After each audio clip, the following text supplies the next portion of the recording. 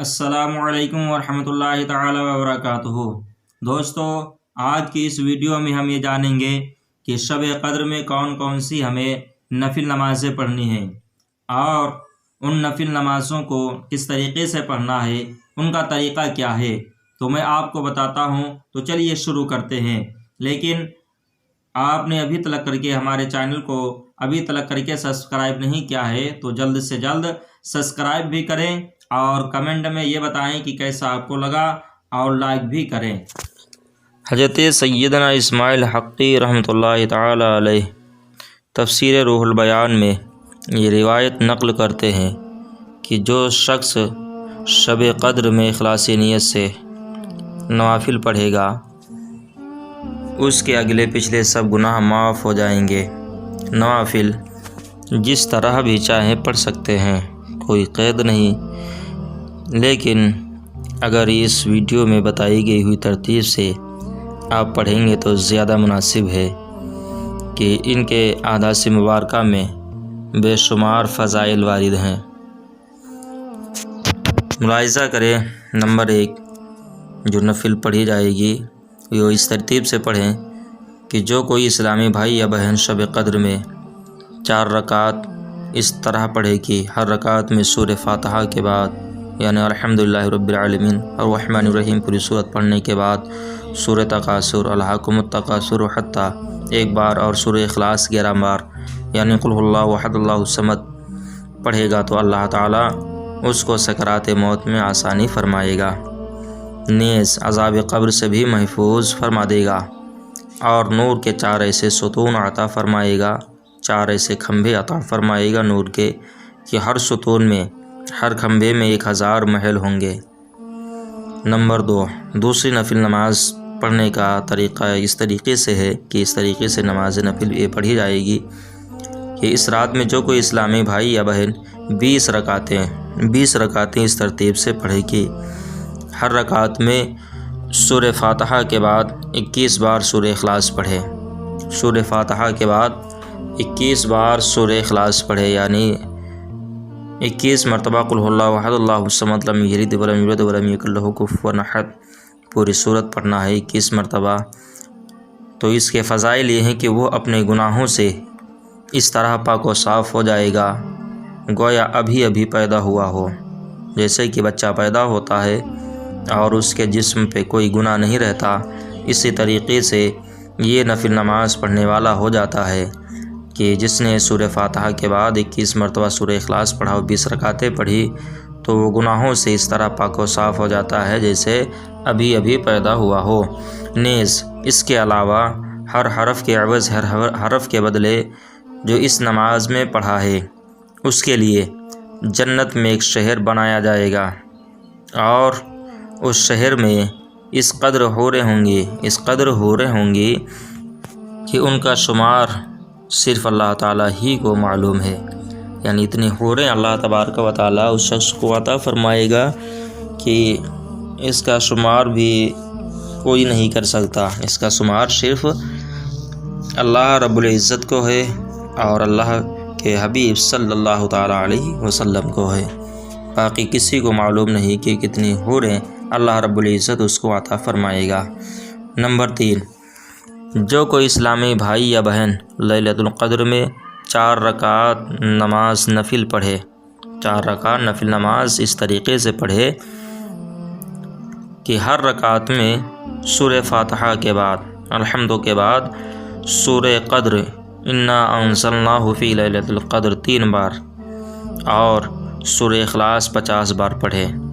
ہر رکعت میں سورہ فاتحہ کے بعد سورہ قدر 3 بار اور سورہ اخلاص 50 بار پڑھے، اور یہ 4 رکعتیں ہیں، اور پھر سلام پھیرنے کے بعد سجدے میں جا کر 1 مرتبہ کہے، صرف 1 مرتبہ یہ کہے سبحان اللہ والحمد للہ ولا الہ الا اللہ واللہ اکبر، پھر دعا مانگے تو اللہ تعالیٰ اس کے دعا قبول فرمائے گا اور اللہ تعالیٰ اسے بے شمار نعمتوں سے سرفراز فرمائے گا اور اس کے تمام گناہ معاف فرمائے گا۔ نمبر 4 جو کوئی اسلامی بھائی یا بہن شب قدر میں 2 رکعت نماز اس طرح پڑھے، 2 رکعت نفل نماز اس طریقے سے پڑھے کہ ہر رکعت میں سورہ فاتحہ کے بعد، ہر رکعت میں الحمد کے بعد 7 مرتبہ سورہ اخلاص پڑھے، اور سلام پھیرنے کے بعد 70 مرتبہ، یعنی ہر رکعت میں سورہ فاتحہ کے بعد 7 مرتبہ سورہ اخلاص پڑھنی ہے، قل هو اللہ احد اللہ الصمد، یہ صورت پوری پڑھنی ہے 7 مرتبہ، اور 7 مرتبہ سے یہ صورت پڑھنے کے بعد سلام پھیرے، اور سلام پھیرنے کے بعد 70 مرتبہ یہ پڑھے استغفر اللہ و اتوب الیہ، استغفر اللہ و اتوب الیہ، استغفر اللہ و اتوب الیہ، یہ 70 مرتبہ پڑھے۔ تو اپنی جگہ سے اٹھنے سے پہلے، یعنی وہ جس جگہ کے اوپر یہ نماز پڑھی تھی اور یہ سلام کے بعد میں 70 مرتبہ پڑھا تھا استغفر اللہ و اتوب الیہ، تو وہ اپنی جگہ سے اٹھنے سے پہلے اللہ رب العزت اس کو اور اس کے والدین کو بخش دیتا ہے، اللہ رب العزت اس کو اور اس کے والدین کو بخش دیتا ہے، اور اللہ تعالیٰ فرشتوں کو حکم دیتا ہے، فرشتوں کو حکم فرماتا ہے کہ جنت میں اس کے لیے باغ لگائیں جس نے یہ نمازیں پڑھی ہیں، اور اس کے لیے مکانات بنائیں جس نے یہ نمازیں پڑھی ہیں، 4 رکعت نفل نماز پڑھی ہے اور اس کے بعد میں یہ 70 مرتبہ پڑھائے، اور نہریں جاری کریں، وہ دنیا سے نہیں جاتا، یعنی یہ نفل نماز پڑھنے والا وہ دنیا سے نہیں جاتا جب تک یہ سب کچھ دیکھ نہیں لیتا، یعنی اپنے مکانات جنت میں، نہریں جنت میں اور باغات جنت میں جب تک کر کے وہ دنیا ہی میں نہیں دیکھ لیتا ہے، اس وقت تک کر کے اس کو موت نہیں آتی، اس وقت تک کر کے وہ دنیا سے نہیں جاتا ہے۔ نمبر 5 نفل نماز پڑھنے کا طریقہ شب قدر میں۔ جو کوئی اسلامی بھائی یا بہن لیلۃ القدر میں 4 رکعت نماز نفل اس طریقے سے پڑھے، اور ہر رکعت میں سورہ فاتحہ کے بعد، یعنی پڑھنے کا طریقہ اس طریقے سے 4 رکعت نفل نماز پڑھے کہ ہر رکعت میں سورہ فاتحہ کے بعد سورہ قدر ایک بار پڑھے، انا انزلناہ فی لیلۃ القدر ایک مرتبہ پڑھنا ہے، سورہ فاتحہ کے بعد سورہ قدر ایک بار پڑھنا ہے، اور 27 بار سورہ اخلاص پڑھنا ہے، 27 مرتبہ قل هو اللہ احد پڑھے گا تو اپنے گناہوں سے ایسا پاک ہو جائے گا، اپنے گناہوں سے ایسا پاک ہو جائے گا کہ وہ ماں کے پیٹ سے ابھی پیدا ہوا ہے، اور اللہ تعالیٰ اس کو جنت کے 1000 محل عطا فرمائے گا۔ یعنی 4 رکعت نفل نماز اس طریقے سے پڑھے کہ سورہ فاتحہ کے بعد ہر رکعت میں ایک مرتبہ سورہ قدر اور سورہ اخلاص 27 مرتبہ پڑھنا ہے، 27 مرتبہ سورہ اخلاص، ایک مرتبہ سورہ قدر اور ایک مرتبہ الحمد و خیر ہر رکعت میں پڑھا جائے گا۔ 4 رکعت نماز پڑھنی ہے، پہلی رکعت میں الحمد کے بعد سورہ قدر پڑھے گا، اس کے بعد میں سورہ اخلاص 27 مرتبہ پڑھے گا، تو گناہوں سے اس طریقے سے پاک و صاف ہوگا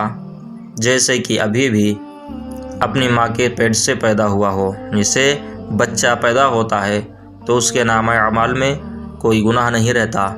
اسی طریقے سے وہ بھی گناہوں سے پاک و صاف ہو جاتا ہے جو اس طریقے سے نماز پڑھتا ہے۔ اور اس کے علاوہ اللہ رب العزت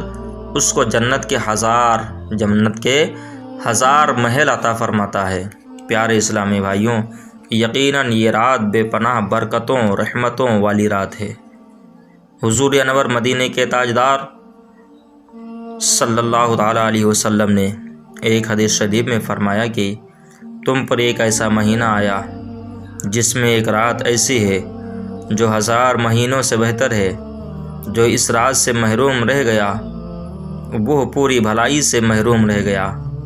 اور شب قدر کی بھلائی سے محروم نہیں رہتا، مگر اصل محروم ایسی رحمتوں اور برکتوں والی رات کو گنوا دینا بہت بڑے محروم ہونے کی دلیل ہے۔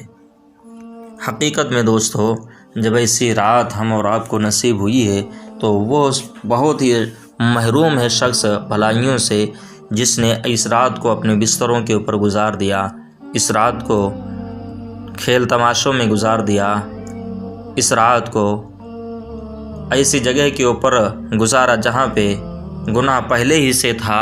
اور اس رات کو اس نے اس محفل میں گزارا جا کر کے تو اور گناہ اس کے اوپر لدا اور گناہ اس کے اوپر پڑا۔ ایک تو گناہ اس کے اوپر یہ کہ اس نے رمضان المبارک کی تعظیم نہیں کی، دوسرا گناہ اس کے اوپر یہ کہ اس نے شب قدر کو